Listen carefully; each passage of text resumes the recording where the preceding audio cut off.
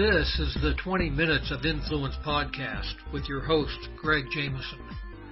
Influencer marketing is the process of identifying, researching, engaging, and supporting the people who create high-impact conversations with your customers.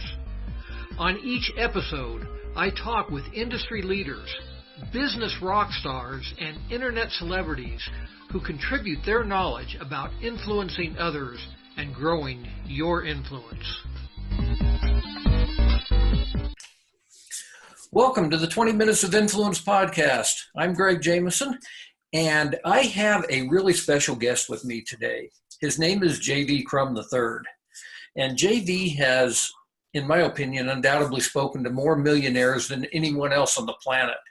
He's the author of the #1 best-selling book, The Conscious Millionaire, and he's the host of the Conscious Millionaire podcast, which has aired over, I believe it's 1,400 episodes right now. Is that right, JV?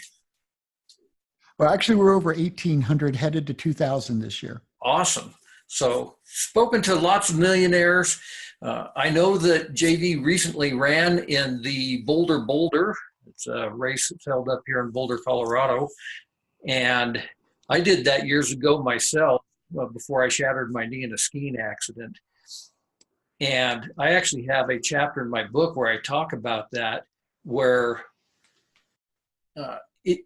since then I have started participating in a number of century bike rides, where you ride your bicycle 100 miles in a day. And whether you're running distance races or going on 100-mile bike rides, thousands of people do this every day, and if they can do it, you can do it too. And I think the same thing is true with becoming a millionaire. You just need to have the proper mindset that it takes to perform at that particular level. So that's one of the things that I think we're going to talk about here today. JV's got a number of resources that we'll make available at the end of this podcast. And I am just really thrilled that JV has joined us here today. So welcome, JV, and please tell our listeners more about yourself. Well, first of all, hi to everybody who's listening. Thank you so much for tuning in, because I love podcasts. I love everything about podcasting. I think it's one of the greatest things that swept this entire country, and now it's sweeping the world, where we really can get our messages out and make a positive impact with other people and deliver really valuable information. So I know if you tuned in, I'm all about how do you as an entrepreneur get to your first million, and if you're at the first million, how do you add another million, specifically by making a big positive impact that other people want, that comes out of you, that gives you a sense of purpose, that what you did at the end of the day really matters, and exchanging that impact for people paying you money. And I think that's the new business model. That's the conscious business model. And I think it's the one that's going to give you not only the most success, but the most fulfillment along the way. And that fulfillment is in being happy. Let's be honest with ourselves. If we're going to put in all this work, wouldn't you like to be fulfilled and happy and putting money in the bank? People that you really enjoy getting to know and getting to help. Yeah, absolutely. I know that when I made my first $1 million in 1 year of business, we're bringing in over $1 million in revenue in a single year of business. That's a major milestone for a business owner. And it's something, I remember it to this day, and it's something that you will never forget. And I've heard it said that, if you can make $1 million once, you can do it again. Even if somebody takes everything away from you, you now have that skill set where you know how to do that over and over again. Well, I think that's correct. And along the way, the most magical part is that you change, because being an entrepreneur is first and foremost a human potential and personal growth journey. We can't go to that million or that 5 million or that 10 million if we aren't changing inside in terms of how we think about ourselves, how we perceive ourselves, what we're willing to do, stretch ourselves, go in new directions. And so at the core, the external is always a reflection of where we are on our own journey as an entrepreneur. Yeah, so I know you've got like a 7-step formula that helps people get to that point. Can you explain what those steps are and maybe, uh, how they have to change along the way? Yeah, so let's start with, and let's just kind of focus on a couple so we can go deep. Uh, the first place for you really building the right foundation for a sustainable, growing business that you're going to enjoy, that you're going to be happy to get up in the morning, and not just happy, you're going to be thrilled. You're going to be thrived. You go, oh, wow, I get to work with more clients, or I get to do more of the marketing, or whatever it is, but you're really on fire inside, is that you've got to start with something that is a sense of purpose, a sense of reason you're on the planet. And I can guarantee you, if you're listening today and you don't yet know that, then that's one of the reasons you're listening. I don't think there are any accidents. And that purpose actually translates into a specific positive impact you want to be making. Now, I call this the inside out way. It's the conscious millionaire path of building a business. The other way is what I learned in my MBA, and they skip this step and they just go out and look at the problem first and in a specific niche, and how do you create a solution? Well, I think the solution should start with, this is what I really feel most called to do. This is what I feel will make me thrive by helping other people thrive. This is that difference that really is exciting to me. But here's where a lot of people, really make a big mistake, Greg, is they go, well, because I feel like this is the difference I'm on the planet to make. And let's say you got it, you nailed it. That doesn't mean you yet know how to deliver it in a way that your ideal market, the one you're going to work with, actually wants. So you need to go out and understand and say, okay, this niche works for me because I like the way the problem shows up for them. And I'd like to solve that problem in that way with my solution. And they have the money to pay me, and they're motivated to pay me.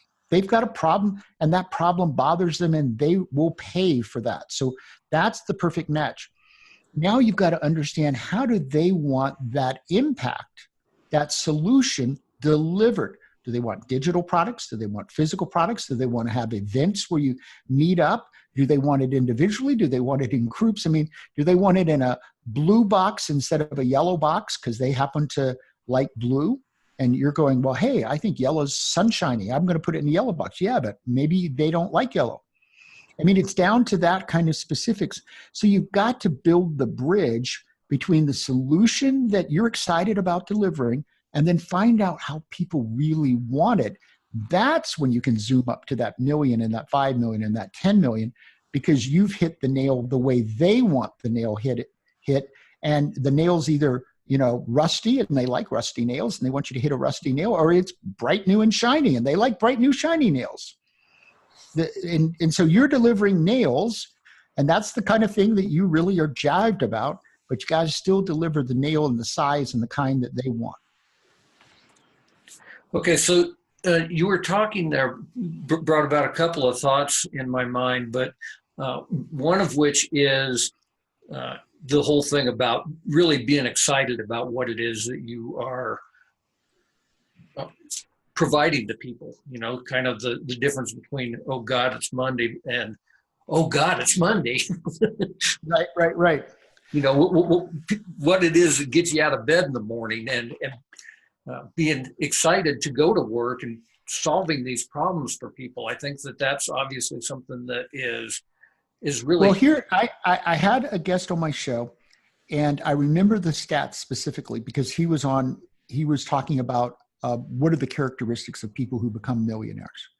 And it turned out that based on the research he'd reviewed, that 93% of the people who ever reached that $1 million mark are passionate about what they do.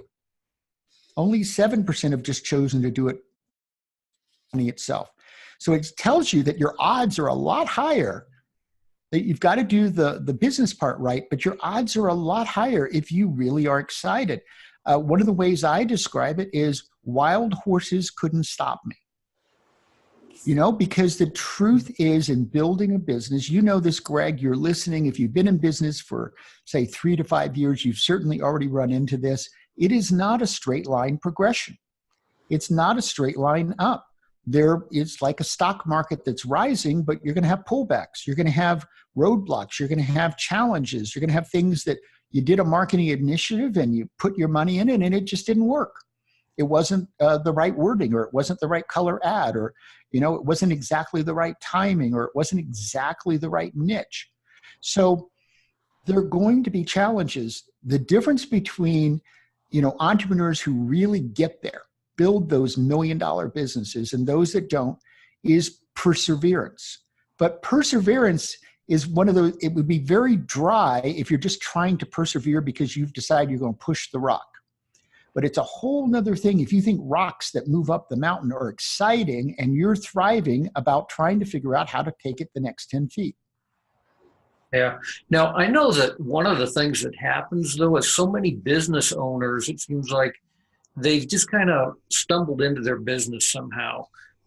They had a family recipe and somebody told them, oh, that's really good. So they ended up, baking cookies with their family recipe, or they had a relative that, brought them into their business at some point, and then the relative died, and now they're sitting there finding that they are manufacturing metal parts for something, and they've never really had this fire inside of them like you're talking about to say, hey, I'm out there, really trying to make a difference in the world versus I'm trying to make a living. Right. And I'm glad you brought that up, Greg. That's actually my background. I had that experience. I took over a regional trucking line that my father had started. He wanted me to see, well, what can you do with it? It was almost bankrupt. I'd never had any business background. I even took a business course or read a business book or a business article. It wasn't what I'd planned to do. I just finished a master's in psych and was headed to law school. So I put that off, and it turned out I was a duck to water. So I made it magically successful, put in systems, really changed things, created policies. But here's the thing, 18 years later, when I orchestrated selling it, I probably could have built that business. It was a successful business. That's why we could sell it. But I probably could have built it 10 times bigger in 18 years if I had really been excited about trucking in and of itself. And so it's a perfect example. And my solution was sell it. And I'm going to be really blunt. If you're listening today, I think there's a reason. And maybe the reason is that JV just says, look, I want to liberate you from that misery that you're living because I've lived it too. And if you can't find an angle for what you're doing, that something got thrust upon you, or you did something because you read an article and say, hey, this is a way to make money. I'm telling you, you're going to be 10 times better off to sell it, shift, transform the business, or get into something that you truly love. Take your entrepreneurial skills and ask yourself, am I going to thrive and be on fire every day about this? Because that's the business that you're going to grow 10 times bigger. That's the business that you're going to make your big impact with. That's the business that you're really going to help more people.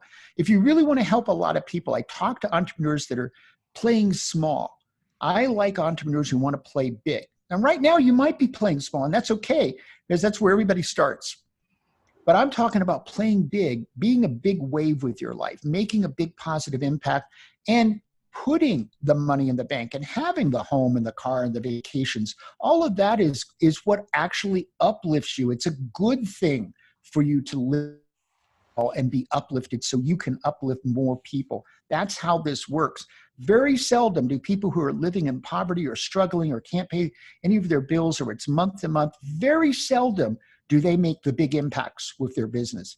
It's people who are thriving. And if you aren't thriving right now, one of the reasons, it may be that you're not doing something you love. And if you're doing something you love, that it feels like purposeful, it feels like, wow, this is an impact that I'm really on fire to make, then you might not yet be thinking of yourself at a high enough level, and you might not be executing the right strategies. And some of those need to shift. But start with a foundation of only building a business that you're so in love with that you're excited to get up in the morning, that's when you're going to get your tenfold return. Not doing something that you begrudge and feel like you should do it, or you have to do it, or you want to make grandfather or dad happy or whatever. You've got to strike out and do something that's exciting for you. Those are the people who become millionaires, not people who are living in drudgery. Yeah, I so totally agree. We need to take a quick 10-minute break. And on the other side of the break, I actually want to continue that train of thought a little bit. I'm going to tell you a little bit about my story and maybe how that becomes something that you've got this fire, this passion inside of you, but maybe you don't really know how to grow your business. And that's kind of the next step in the evolution there, I think, that JV can help us with. So we'll be right back after this.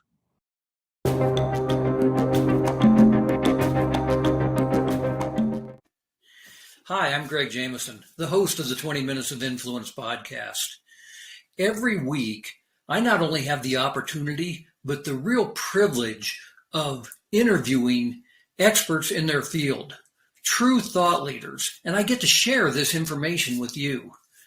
The purpose of this is really to help you sell more of your products and services online, which is the core premise of my primary business, Web Stores Limited. At Web Stores, we go out and we create e-commerce websites for small businesses. Plus, we do internet marketing and digital advertising for those businesses to really help them sell more online. We have a whole number of resources and tools designed to help make this process easier for businesses, probably much like yours.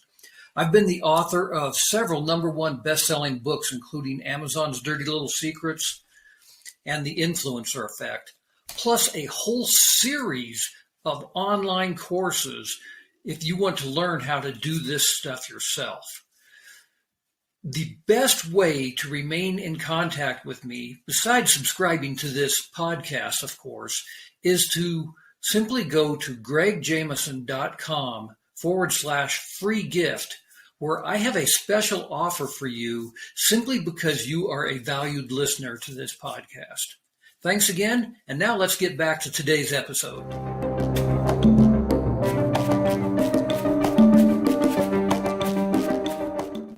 Welcome back to the 20 Minutes of Influence podcast.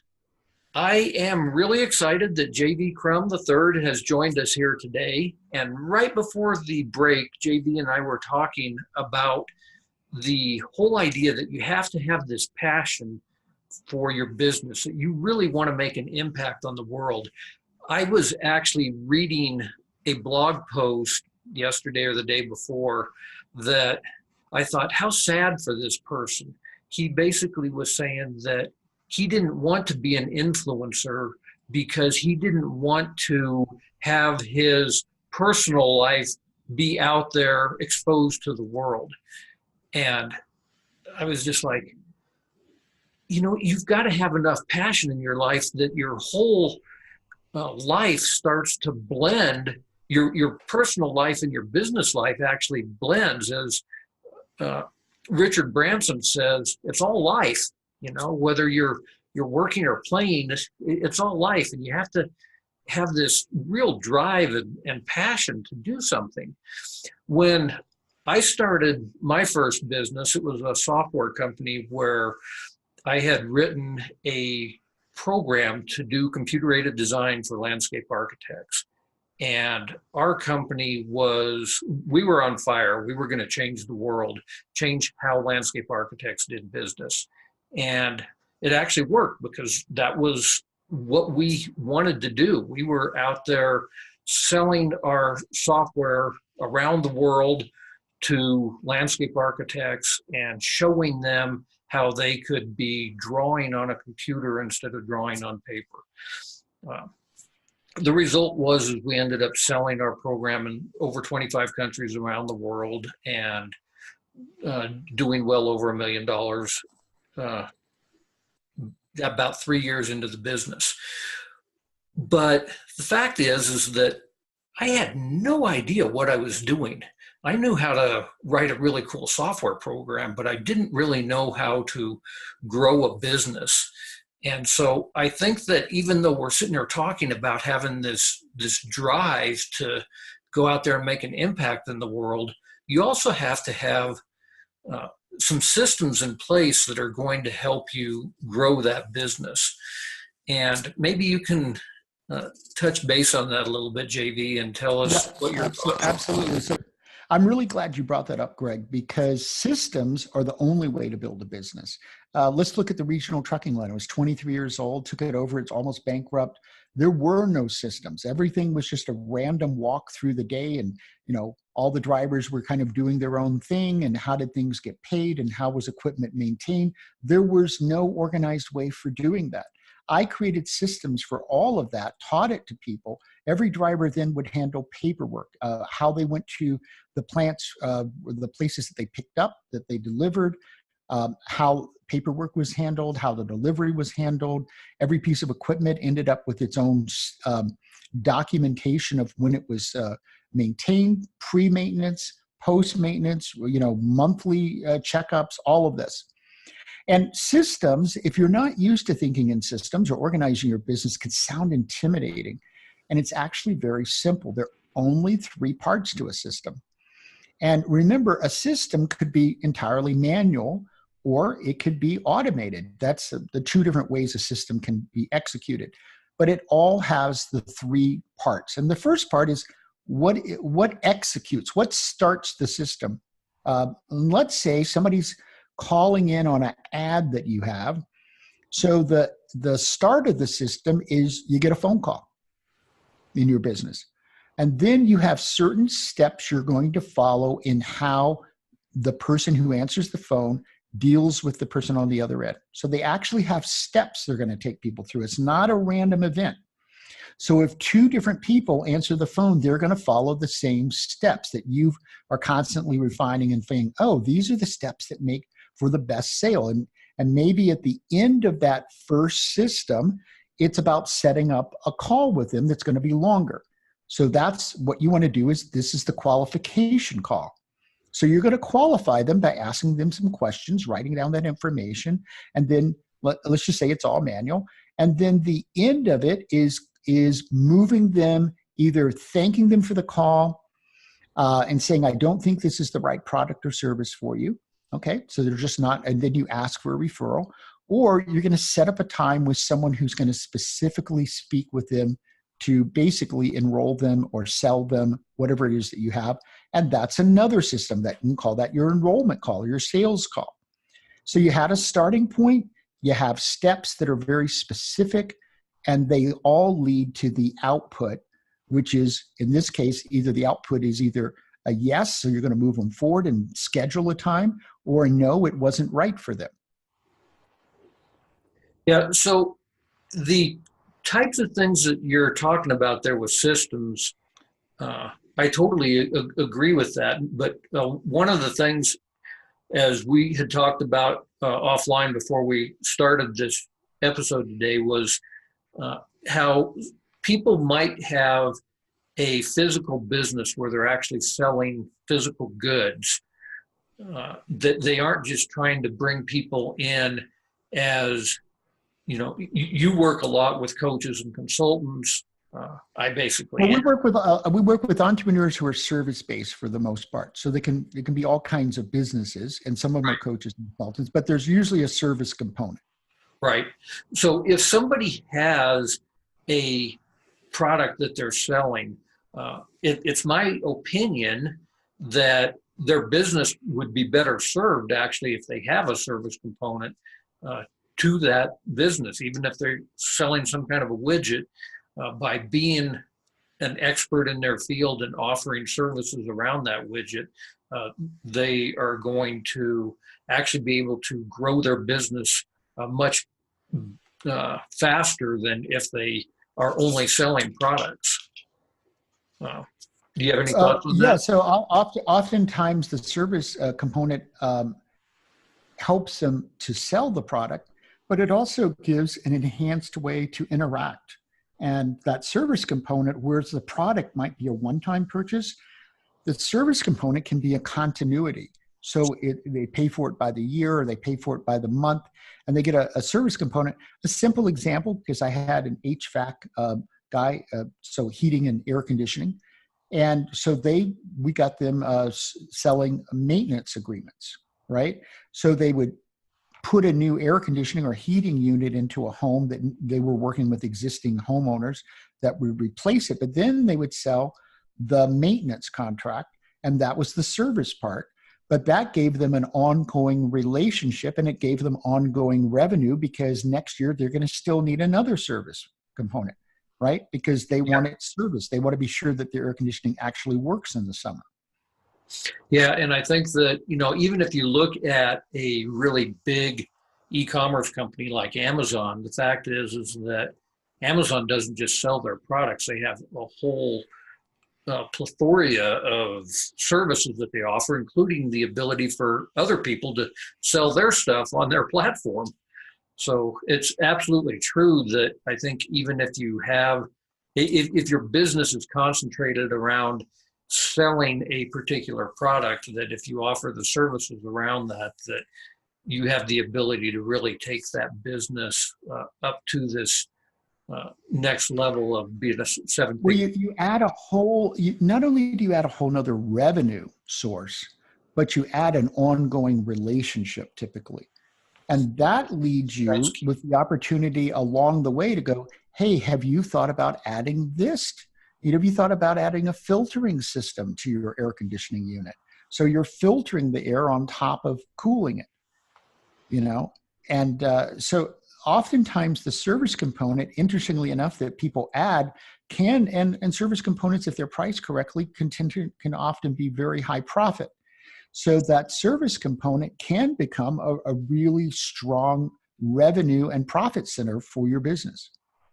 Absolutely. So as we get close to the end of our time together here today, is there any kind of one piece of advice that you would give to aspiring millionaires, business owners? Hey, this is, we've talked a lot about having the passion for what you're doing and so forth, but is there kind of any one key thing that you would say, hey, this is what you really need to do to become the next conscious millionaire? Yeah. So at the core, you've got to have what I call a high impact business model. So in other words, you've got to find that impact that you want to be making, and it's got to have high value the way that you deliver it. And that's determined by your client. So that'd be the first thing. And the second thing I want to say is look at your business and look at what are the high profit leverage points. Because there's going to be some things that you can do in your business that are much higher profit than others. Those are the leverage points for you to really, and it might be that you find that your high profit leverage point is actually partnering with another business that works with your same customer. They get 10, 20% of the sale, but they do the introductions to their customers. And that's the high profit leverage point that you're not currently using. So you always want to be looking for leverage points that are going to give you higher profit. Sounds an awful lot like what I was telling you earlier about leveraging other people to help you market and sell your business. Absolutely. Yeah, absolutely. You look at every person and every company out there as a potential partner, and that includes the ones.